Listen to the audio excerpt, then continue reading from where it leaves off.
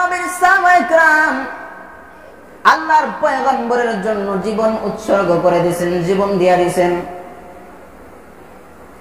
আর বর্তমান আশেকে রাসূলরা জীবন দিবে দূরের কথা, আল্লাহর পয়গম্বরকে নিয়ে যদি কটূক্তি করা হয় তাহলে তারা কর্ণপাত করে না। আল্লাহর পয়গম্বর বিশ্ব নবীর সাহাবী হযরতে হানজালা রাদিয়াল্লাহু তাআলা আনহু শুধু একজন সাহাবী না, হাজার হাজার লক্ষ লক্ষ সাহাবায়ে کرام আল্লাহর পয়গম্বরের জন্য জীবন উৎসর্গ করে দিতেও রাজি। আল্লাহর নবীর সাহাবী হযরত হানজালা রাদিয়াল্লাহু তাআলা আনহু নতুন বিবাহ করেছেন। নতুন বিবাহ করে বাসর রাত্রির মধ্যে রাত্রি যাপন করছেন। এমন সময় সকাল বেলায় কে একজন ঘোষক যেন ঘোষণা দিয়ে দেয়, নবীর সাহাবীরা আল্লাহর পয়গম্বর বিশ্ব নবী আর দুনিয়াতে নাই। নবীজি জিহাদের ময়দানে অংশগ্রহণ করেছেন। উহুদের যুদ্ধে নবীজি শাহাদাত বরণ করেছেন। নবীজি আর দুনিয়াতে নাই। ঘোষণাটা শোনার সাথে সাথে আল্লাহর পয়গম্বরের সাহাবায়ে کرام যেন পাগল পাড়া হয়ে গেছেন। মদিনার ভিতরে কান্নার রোল পড়ে গেছে।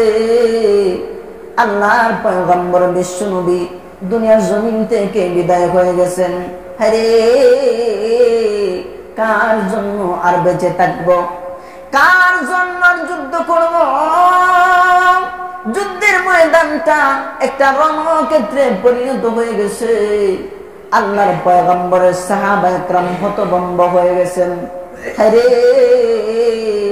যে রাসূলের জন্য যুদ্ধ করতেছি, যে নবীর জন্য জিহাদ করব, এই নবী যদি দুনিয়াতে না থাকেন কার জন্য জিহাদ করব? কেমনে জিহাদ করব? নবীর সাহাবায়ে کرام মন ভেঙে গেছে। এমনকি মহিলা সাহাবায়ে کرام মদিনার মধ্যে কান্না আরম্ভ করে দিয়েছে। ছোট ছোট মাসুম বাচ্চাও কান্না করে। মদিনা যেমন কান্নার রোল পড়ে গেছে। এমন সময় আওয়াজটা চলে গেল আল্লাহর নবীর সাহাবী হযরতে হানজালা রাদিয়াল্লাহু তাআলা আনহুর কাছে। হযরতে হানজালা রাদিয়াল্লাহু তাআলা আনহু এমন সময় সঙ্গে সঙ্গে ঘুম থেকে জাগরিত হইয়া কম্বলটা ফালায় দিলেন। জিহাদের ময়দানে আল্লাহর পয়গম্বর বিশ্ব নবীজি যদি না থাকেন তাহলে আমি হানজালা থেকে আর লাভ কি? বিবিরে আমার জনমের মতো শেষ বিদায় দিয়া দাও, হয়তো তোমার সাথে দেখা হইতেও পারে, নাও হইতে পারে। আল্লাহর পয়গম্বর যদি দুনিয়াতে বেঁচে না থাকেন আমি বেঁচে থেকে দুনিয়াতে কি করব? আল্লাহর নবীর সাহাবী হযরতে হানজালা রাদিয়াল্লাহু তাআলা আনহু ঘুম থেকে বাহির হয়ে গেলেন।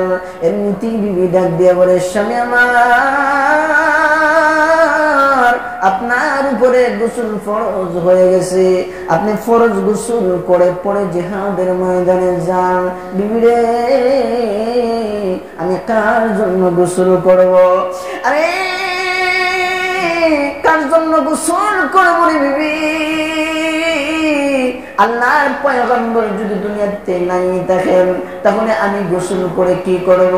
তরবারিটা হাতের মধ্যে লইয়া ঘোড়ার উপরে সওয়ার হইয়া উহুদের ময়দানে চলে গেলেন। বেঈমানদের ভিড়ের ভিতরে ঢুকিয়া যুদ্ধ শুরু করে দিলেন। জিহাদে অংশগ্রহণ করে যুদ্ধ করতে করতে করতে করতে এক পর্যায়ে আল্লাহর নবীর সাহাবী হযরতে হানজালা রাদিয়াল্লাহু তাআলা আনহু শাহাদাত বরণ করলেন। আরে জিহাদের ময়দানে ওই অবস্থাটা এমন ছিল, একজন আর দুইজন নয়, কয়েকজন সাহাবায়ে کرام এমন মর্মান্তিক অবস্থায় জিহাদের মধ্যে অংশগ্রহণ করে শাহাদাত বরণ করেছেন। আল্লাহর নবী রাহমাতুল লিল আলামিন। যুদ্ধ শেষ হইবার পরে নবীজি সাহাবায়ে কিরামদেরকে ডাক দিয়ে বলেন, এ আমার সাহাবীরা, আমার কোন কোন সাহাবায়ে কেরাম জান্নাতবাসী হয়ে গেছে, জিহাদের ময়দানে অংশগ্রহণ করে দুনিয়া থেকে বিদায় হয়ে চলে গেছে। আমার ওই শহীদ সাহাবায়ে কেরামদেরকে একত্রিত করো। সাহাবায়ে কেরামদেরকে একত্রিত করা হইল। সমস্ত শহীদ সাহাবীদের লাশ একত্রিত করা হইল। আল্লাহর পয়গম্বর বলেন, রে আমার সাহাবীরা, আমার ওই সাহাবায়ে কেরামদের লাশ তাদেরকে বিনা জানাজায় দাফন করা হবে। কাহারও গোসল দেওয়া হবে না, বিনা গোসলে তাদেরকে দাফন করা হবে। এমনিতে এই জিহাদের ময়দানে কাহারও কোনো আওয়াজ নাই। এমনিতে একটা মহিলা এসে ডাক দিয়ে বলে, ওগো আল্লাহর পয়গম্বর, যদিও আপনি সমস্ত সাহাবায়ে কেরামদেরকে বিনা গোসলে দাফন দেন গো, আমার স্বামী হানজালাকে আপনি বিনা গোসলে দাফন দিবেন না কেন? আমার সাহাবী হানজালাকে বিনা গোসলে আমি কেন দাফন দেব না? কারণটা কি? মহিলা ডাক দিয়া বলে, ওগো আল্লাহর পয়গম্বর, আমরা নতুন বিবাহ হয়েছে আজকে বাসর রাত্রের মধ্যে। স্বামী আমার যখন ঘোষণা শুনতে পাইল নবী আপনি দুনিয়া থেকে বিদায় হয়ে গেছেন, আমার স্বামী চলে আসছে আমাকে ডেকে। আমি বলেছি ফরজ গোসল করে যান, কিন্তু স্বামী ফরজ গোসল করে নাই। ওগো নবীজি, মেহেরবানি করে আমার স্বামীকে আপনি বিনা গোসলে দাফন দিবেন না। আল্লাহর পয়গম্বর বলেন, এই সাহাবীরা, আমার হানজালার লাশটা কোথায় দেখো। একজন একজন সাহাবী শহীদ সাহাবায়ে কেরামদেরকে দেখেন, কিন্তু হানজালা রাদিয়াল্লাহু তাআলা আনহুর লাশ কোথাও পাওয়া যাচ্ছে না। আল্লাহর পয়গম্বর বলেন, রে সাহাবীরা, জিহাদের ময়দানে খুঁজে খুঁজে দেখো আমার হানজালার লাশটা কোথায় গেল, কিন্তু দেখা যায় কোথাও পাওয়া গেল না। মহিলার কান্না বিভোর হয়ে গেছে। আল্লাহর পয়গম্বর চোখের পানি ছেড়ে ছেড়ে কান্না করেন, আরে আমার সাহাবী হানজালার লাশ কোথায় চলে গেল? মহিলা কান্না করে, স্বামী আমার হয়তো নাপাক অবস্থায় জিহাদের ময়দানে অবস্থান করেছেন, জিহাদে অংশগ্রহণ করে শাহাদাত বরণ করেছেন। আমার মালিক আল্লাহর দরবারে হয়তো কবুল হয় নাই, হয়তো নাপাক অবস্থায় জিহাদের ময়দানে আসার কারণে আমার আল্লাহ খুশি হন নাই। অসন্তুষ্ট হইয়া বেজার হইয়া আমার স্বামীকে হয়তো এই শহীদদের সাথে শামিল না করে অন্যত্র আল্লাহ পালায়া দিয়েছেন। স্ত্রী কান্না করে, আল্লাহর পয়গম্বর কান্না করেন। এমনিতেই হযরত জিবরাইল আলাইহিস সালাম আল্লাহর পয়গম্বরের কাছে এসে বলেন, ওগো নবীজি, চিন্তার কোনো কারণ নাই, পেরেশানির কোনো কারণ নাই। ও নবী, আপনার হানজালা আপনাকে এত ভালোবাসলেন, আপনাকে এত মহব্বত করেন গো নবী।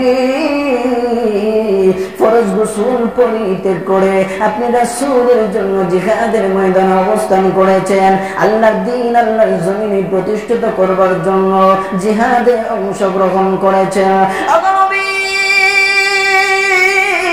আমার আল্লাহ তার প্রতি খুশি হয়েছেন, রাজি হয়েছেন। হানজালার লাশটা আল্লাহ আসমানে উঠায় নিয়া ফেরেশতাদেরকে জান্নাতি পানি দিয়া গোসলের নির্দেশ দিয়েছেন। সুবহানাল্লাহ। আল্লাহর পয়গম্বরের সাহাবী হযরত হানজালা রাদিয়াল্লাহু তাআলা এই খুশ খবর শুনে আল্লাহর পয়গম্বর মুচকি মুচকি হাসেন। কিছুক্ষণ পরে তাকায় দেখেন সাহাবায়ে কেরাম তাকায় দেখেন উহুদের প্রান্তরে আল্লাহর পয়গম্বরের সাহাবী হযরত হামজা রাদিয়াল্লাহু তাআলা আনহুর লাশটা জমিনে পড়ে আছে। নবীর সাহাবায়ে কেরাম তাকায় দেখেন দাড়ি থেকে ফোঁটা ফোঁটা হয়ে জান্নাতি পানিগুলো জমিনে পড়তেছে। এই ছিল না আশিকে রাসূল। এই তো প্রকৃত আশিকে রাসূল, যারা রাসূলের জন্য জীবন উৎসর্গ করে দেয়। জিলাপি খাওয়ার আশেক না, জিলাপির আশায় থাকেনি। জন্মদিন আনন্দের উৎসব পালন করার জন্য থাকে। কিসের জন্য? রাসূলের জন্য জীবন দিবে, কোরআনের জন্য জীবন দিবে। এই জমিনে আল্লাহ রাসূল আল্লাহ তাআলা পাঠাইলেন রাসূলকে দুনিয়াতে আল্লাহর বিধান চালু করার জন্য, আল্লাহর দ্বীন অনুযায়ী চলার জন্য, মানুষকে হেদায়েতের উদ্দেশ্যে আল্লাহ তাআলা রাসূলকে প্রেরণ করেছেন। রাসূলের আদর্শ গ্রহণ করে, রাসূলের আদর্শ মেনে নিয়ে, রাসূলের আদর্শ অনুযায়ী এই জমিনে নিজে পরিচালিত হওয়া, নিজে এই জমিন পরিচালনা করা। এই জন্য না আল্লাহ কোরআন পাঠাইলেন, রাসূল পাঠাইলেন। আল্লাহর পয়গম্বরের জন্য সাহাবায়ে কেরাম জীবন দিয়েছেন, কোরআন প্রতিষ্ঠাতা করবার জন্য জীবন দিয়েছেন। আর আজকে একদল মানুষ কোরআন ছেড়ে দিয়ে তন্ত্র মন্ত্র নিয়ে ব্যস্ত। আল্লাহর কোরআন জমিনে প্রতিষ্ঠাতা হবে এইটা নিয়ে তাদের কোনো মাথা ব্যথা নেই। কি বলেন, ঠিক কিনা? এই জন্য আল্লাহর কোরআন দিয়ে নিজের জীবন চালানো, পরিবারের জীবন চালানো, সারা পৃথিবী চালানো, এই চিন্তাধারা মুসলমানদের থাকতে হবে। নয়তো মুসলমান এই পৃথিবীতে শান্তি পাবে দূরের কথা, অশান্তিতে কোনো শেষ থাকবে না।